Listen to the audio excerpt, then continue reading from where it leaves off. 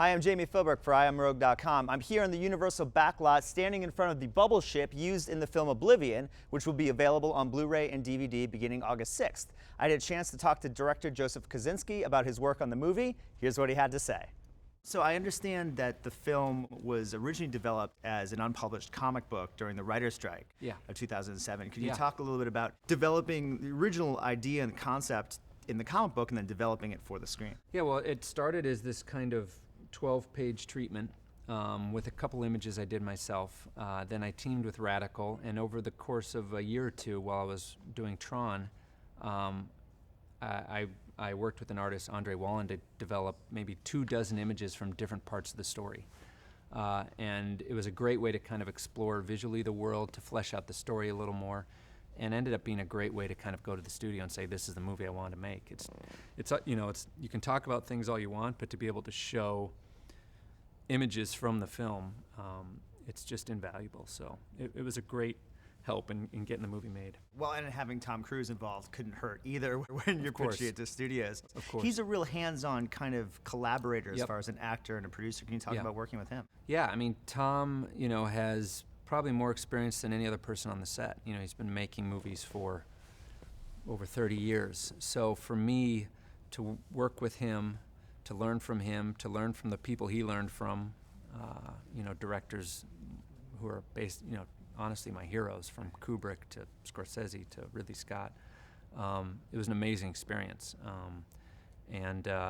He inspires the crew to work harder because he gives it all every single day. And it's just, great energy on set, and just an incredible experience getting to work with him. And then having Morgan Freeman as well. That was really an idea that you and Tom came up together to cast. It was kind of the dream, yeah. I mean, when we first started talking about the script, I mean, the conversation was, man, if we could get Morgan Freeman to do this role, that would be incredible. And lo and behold, I sent Morgan the script, and he wrote me back almost immediately and said, when do we start? It was incredible to see. They had been looking for a project to work together on for years, always big admirers of each other. So to have them together on this film for me was pretty amazing. There's a lot of twists and turns in the film and sort of game changer moments. And I think sci-fi audiences sort of expect that and are almost weary of that at times.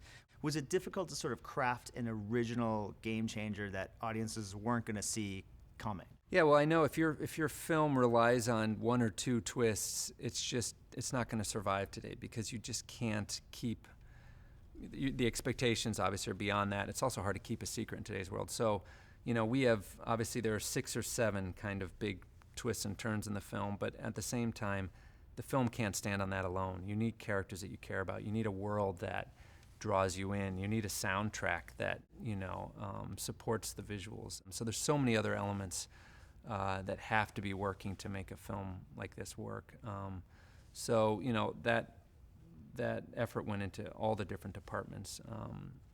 But in the end, I really just wanted to tell the story of Jack Harper, this man who discovers that he's capable of so much more than he realizes, and that was kind of the guiding principle through the movie.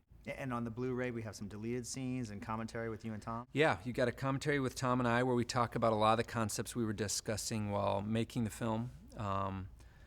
We've got, I think, 4 deleted scenes, which I'm excited for people to see.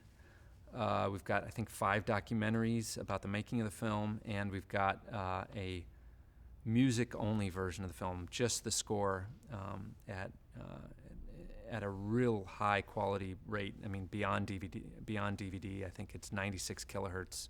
It's the first time I think Universal's ever done that for a soundtrack in surround sound. So it's a really interesting way to watch the movie with just the music and the visuals.